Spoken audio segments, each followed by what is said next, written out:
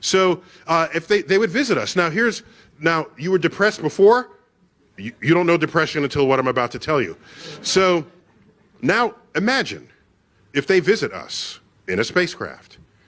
What are we doing now? In the United States, we don't even have a spacecraft to launch our own astronauts. We're hitching a ride we're buying seats on the Russian for tens of millions of dollars, okay? And what will that do? It will go into low Earth orbit where we will boldly go where hundreds have gone before, all right? That is the state of human space exploration at this moment. Now aliens come from the gaps of space and they land. Okay, I have two hypotheses, three.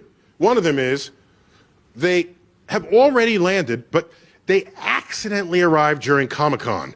And no one could distinguish them from any other costumes that were being worn. And then they left because no one cared that they came.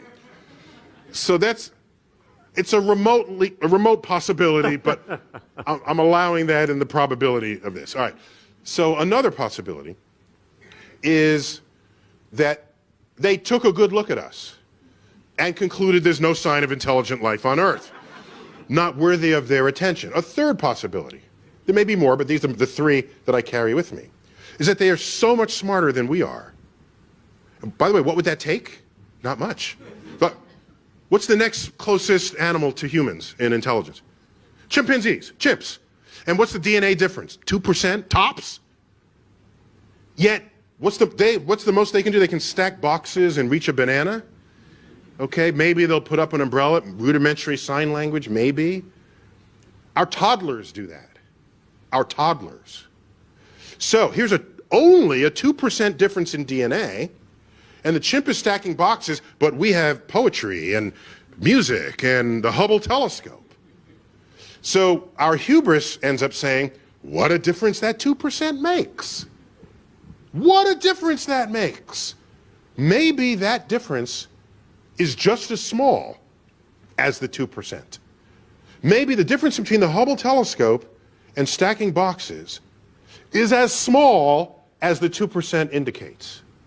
Because now consider some other species, 2% beyond us, just as we are 2% beyond the chimp. What would we look like to them? They would roll the smartest human Stephen Hawking, roll him forward and say, this one is slightly smarter than the rest because he can do astrophysics calculations in his head, like little Timmy over here who just came back from preschool. Alien Timmy. Oh, look, you just composed your 12th sonnet. That's beautiful. Oh, you just re-derived the fundamental principles of calculus. Let's put it on the refrigerator door. Yes, that's what their toddlers would be doing because our toddlers do what the smartest chimps do.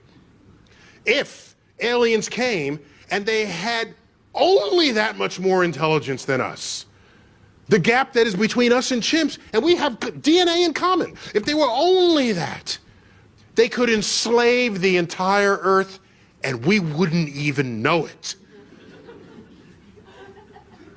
Maybe that has already happened.